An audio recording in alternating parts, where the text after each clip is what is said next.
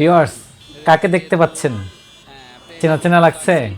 হ্যাঁ, অবশ্যই তাকে চেনা চেনা লাগে, কারণ সে একজন ভাইরাল পারসন এবং তার ভিডিও অনেক ভাইরাল এবং সে একজন বয়স্ক মহিলা। 15 টাকা দেন, একটা দেন, একটা দেন, একটা দেন। আপনারা তো চিনি মনে হয়, আপনি তো খুব ভাইরাল লোক। হ্যাঁ হ্যাঁ হ্যাঁ, খোলেন, সমস্যা নেই। ভাঙতি নাই আপনার কাছে? আমার কাছে 5 টাকা নাই। আপনি কি ভিক্ষা নেন না? বলেন, এটা ইংলিশে বলেন তো।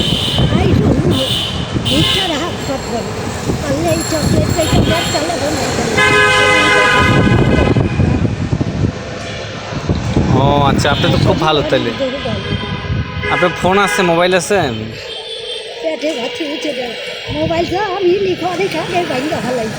ও বসে একটা ব্যবসা করো, বসে একটা ফ্লাক্স কিনে দিলে আপনি চা বিক্রি করে খাবেন? আচ্ছা ঠিক আছে, দেখেন সে কি বলে, একটু দেখান সবাই।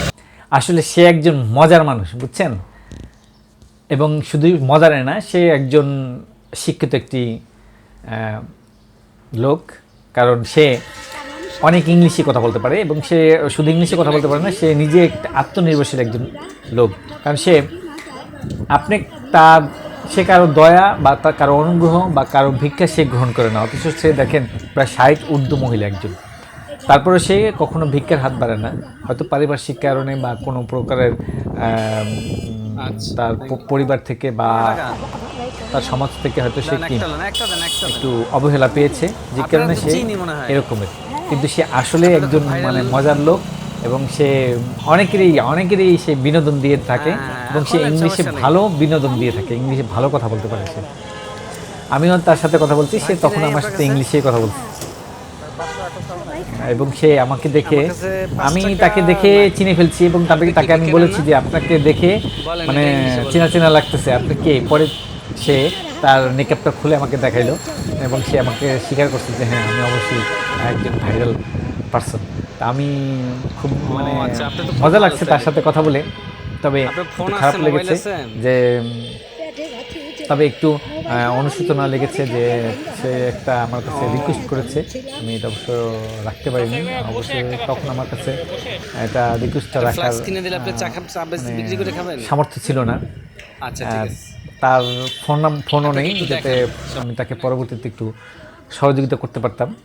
সে চেয়েছিল যে একটা ফ্লাক্স কিনে দিতে, যাতে সে এমনিতেই সে কারোর কাছে ভিক্ষা করে না, সে নিজে আত্মনির্ভরশীল, সেজন্য চাচ্ছে যে সে আমি একটা ফ্লাক্স কিনে যাতে চা মানে বিক্রি করে খেতে পারি, তার জীবন জীবিকা নির্বাহ করতে পারে, সেজন্য সে এটা চেয়েছিল।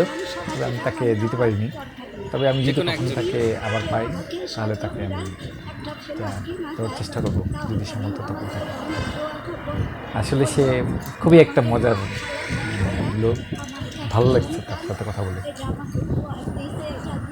তার ফোন নাম্বার থাকলে আমি অবশ্যই তার সাথে পুনরায় আবার যোগাযোগ করার চেষ্টা করতাম, কিন্তু তার ফোন নাম্বার পাইনি আমি।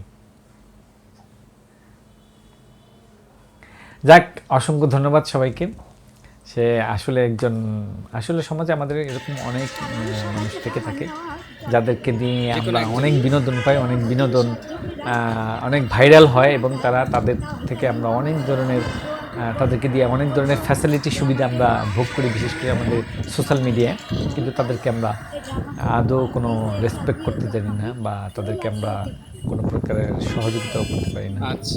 তবে চেষ্টা করবো আমরা সবার জায়গা থেকে আমরা চেষ্টা করবো যাতে তাদেরকে পাশে দাঁড়ানো।